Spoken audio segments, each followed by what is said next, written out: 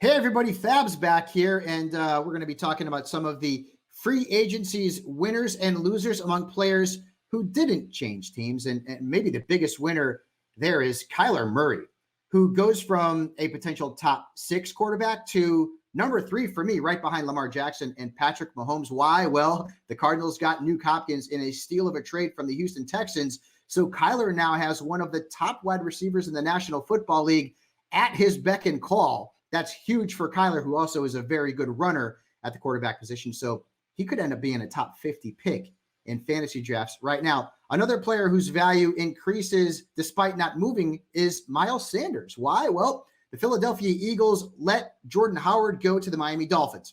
And last year, during a 4-week stretch late in the season when Jordan Howard was out, we saw Miles Sanders average nearly 20 fantasy points per game.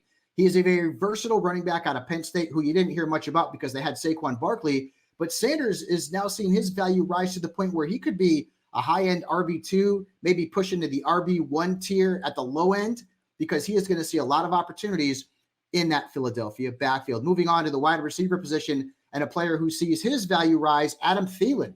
That's because the Vikings traded Stephon Diggs to the Buffalo Bills, meaning Thielen is probably the number one option in the passing game for Kirk Cousins. Now, they did sign Tajae Sharpe. He's not going to take a lot of targets away from Thielen. And keep in mind, a couple of years ago, Thielen was an absolute stud, a wide receiver 1. So target increase for him in that offense. Thielen's value certainly on the rise. And finally, at the tight end position, Blake Jarwin. And this one's near and dear to my heart as a Cowboys fan because, well, Jason Witten signed with the Las Vegas Raiders. What does that mean?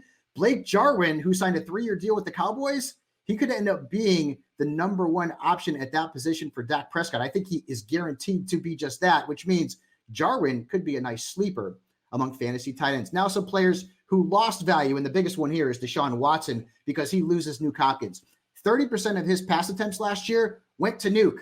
Now, they signed Randall Cobb, and Cobb is good and all, but he's not Nuke Hopkins, and Deshaun Watson still has some issues with the offensive line, and now he loses his number one playmaker at the wide receiver position. Nick Chubb loses value to me as well. I get it. He is one of the most talented running backs in the National Football League, but the Browns tendered Kareem Hunt, which means he's going to be back. And if you look at the numbers, in games that Nick Chubb played with Kareem Hunt, he wasn't even a top 20 fantasy running back. He only scored 2 touchdowns during that time. So while Chubb's going to get a lot of opportunities as a ball carrier, he's not going to get a lot of opportunities as a pass catcher. He's a second-round pick. Moving on to the wide receiver position, and Julian Edelman. He loses the GOAT, Tom Brady, his pal. And whether it's Jared Stidham or Brian Hoyer or someone else, Julian Edelman is not going to have close to the rapport with his future quarterback as he's had with Tom Brady over the years. So Edelman, while he'll still see targets, maybe those targets aren't as good anymore, Edelman sees his value fall as well. And finally, the tight end who sees his value drop the most, probably David Njoku, because the Browns added Austin Hooper. Now, Kevin Stefanski likes to run a lot of 12 personnel, which is 2 tight ends on the field at the same time.